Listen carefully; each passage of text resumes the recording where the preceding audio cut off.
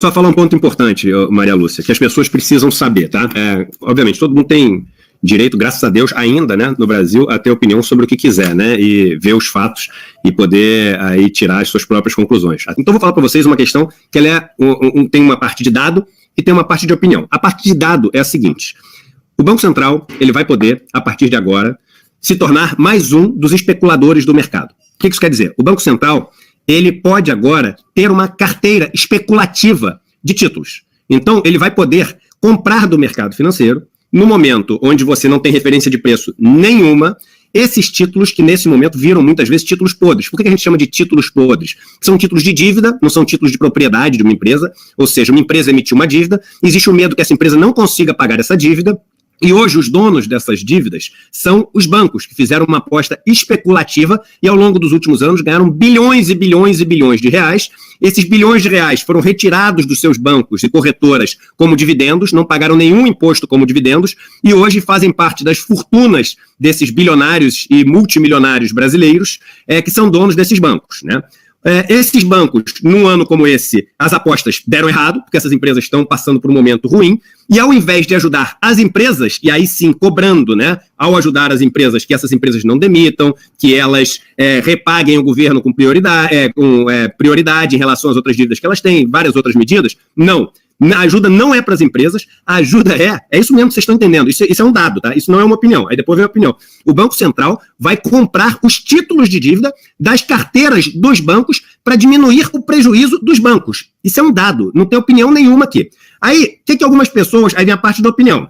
Algumas pessoas dizem, não, mas isso é importante para o mercado primário ter uma referência de preço melhor. Ou seja, elas já estão assumindo que o Banco Central vai comprar no preço falso, porque se quer dar uma referência de preço melhor, vai ter que comprar no preço que não é o preço justo. E aí, isso significa fazer o seguinte, o Banco Central sou eu, é você, a Maria, o João, o Carlos, a Carol, a Maria Lúcia, somos todos nós através dos nossos impostos. Isso é o Banco Central. Nós vamos bancar os títulos do fulaninho, dono do banco XYZ, do fulaninho do banco JYX, do fulaninho, etc. A gente vai bancar o prejuízo dessas pessoas físicas, porque elas são as donas dos bancos. E aí o prejuízo delas, que poderia, né, pegar aquela montanha de dinheiro que ele tem, vai baixar um pouquinho na crise. E não vai nem baixar muito, tá? O banco dá essa impressão de que o banco vai quebrar, mas banco responde com o patrimônio pessoal dos donos, diferente das outras empresas. Ou seja, essa turma toda tem dinheiro para bancar esse negócio. Além disso, existem mecanismos de proteção para o pequeno investidor. O pessoal fala, não, mas o FGC é muito pequeno e o valor dos CDBs, etc., é muito grande. É burro esse comentário, é comentário que, claro, sempre vem de presidente de corretora, de economista-chefe de corretora, porque o cara quer garantir que não vai ter prejuízo. Primeiro, porque não é todo mundo que quebra. Segundo, que tem o patrimônio dos donos dos bancos também para poder honrar nesse negócio. E terceiro, que quando as empresas vão mal, não significa, às vezes ela só cai de preço, não vai valer zero o negócio, e depois vai voltar de preço quando a economia melhorar, principalmente se você ajudar a empresa. Então isso tudo assim, é uma historinha. Mas o ponto que eu queria falar, antes de voltar para Maria Lúcia Fatorelli com outro dado, é o seguinte: as pessoas que vão decidir a que preço vão comprar os papéis, que são o prejuízo do mercado financeiro, presta atenção no que eu vou falar, isso é um dado, tá? São pessoas que já trabalharam no mercado financeiro. O presidente do Banco Central, e não é nenhum julgamento, isso é um dado, ele era presidente de uma mesa de tesouraria de um dos maiores bancos do Brasil. O presidente do Banco Central era o presidente da mesa de tesouraria de um dos maiores bancos do Brasil. As mesmas mesas de tesouraria que estão com esses prejuízos enormes. O ministro da Economia do Brasil era dono do maior banco de investimento do Brasil. O telefone dessas duas pessoas, se você for pegar a lista de contatos, são os chefes das tesourarias, os gestores dos fundos e os donos desses prejuízos todos que estão acumulados. Essas pessoas vão coordenar a compra desses papéis. E aí eu vou só contar uma notícia para vocês. Se vocês olharem para trás, vocês vão saber que essa notícia também é um dado. Onde vocês acham que o presidente do Banco Central, os diretores do Banco Central, o ministro da Economia vai estar trabalhando daqui a uns 5 anos? Vocês acham que eles vão estar público? Ou vocês acham que eles vão estar voltando para o setor privado, exatamente para os lugares que vão provavelmente também estar devendo favores a eles agora, pelas medidas e pelas compras que eles vão fazer? Isso é uma provocação necessária.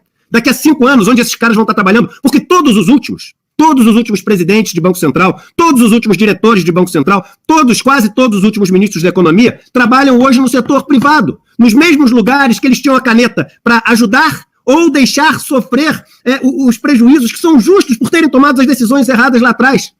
Nada vale mais financeiramente para essas pessoas que aprenderam a tocar a vida medindo tudo pelo financeiro do que ter o setor financeiro devendo favor para eles. Isso é óbvio, tem que ficar óbvio para todo mundo.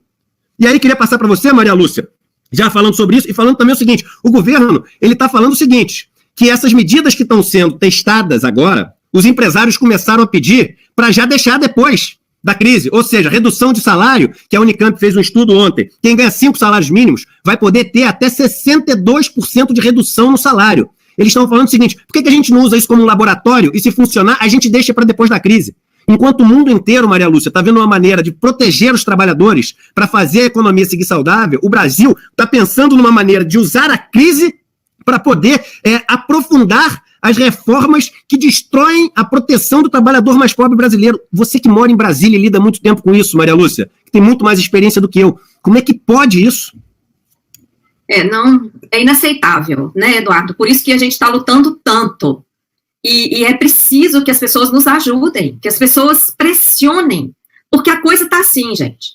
Esse escândalo que o Eduardo detalhou aí, e aliás eu tenho que agradecer, Eduardo, você está prestando um grande serviço à nação, porque você tem experiência, você foi banqueiro durante muito tempo, e você viveu lá dentro, então você fala com a autoridade de quem conhece e de quem viu que isso não presta, e veio para o outro lado, né? Então eu tenho muito orgulho da sua caminhada, da sua trajetória, e quero falar aqui de público que você está prestando um grande serviço à nação, ao explicar esse meandro.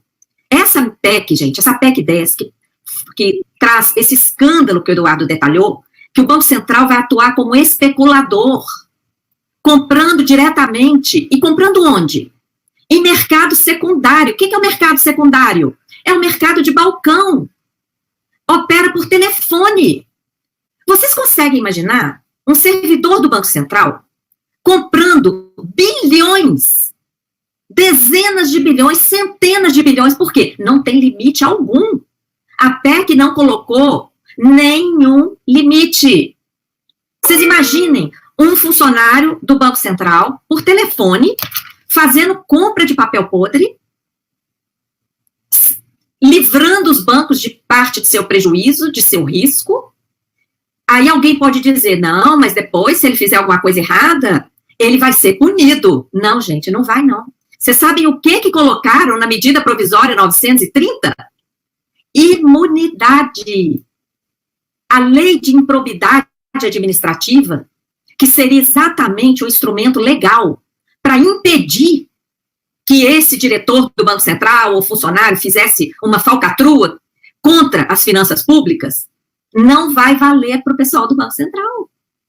A medida provisória 930 de 2020, que foi apresentada semana passada ao Senado, coloca a diretoria do Banco Central e todos os seus servidores acima da lei da improbidade administrativa. Mais uma coincidência. Eduardo, se a coisa não fosse uma atrapalhada, um crime contra as finanças públicas, para que dar imunidade para essas pessoas? Para que colocar essas pessoas acima da lei da improbidade administrativa? Então, gente, o que temos que fazer nesse momento? Fazer contato com senadores e senadoras. Dizer, nós não aceitamos que essa trapaça, porque isso é uma trapaça, passe a fazer parte da Constituição Federal.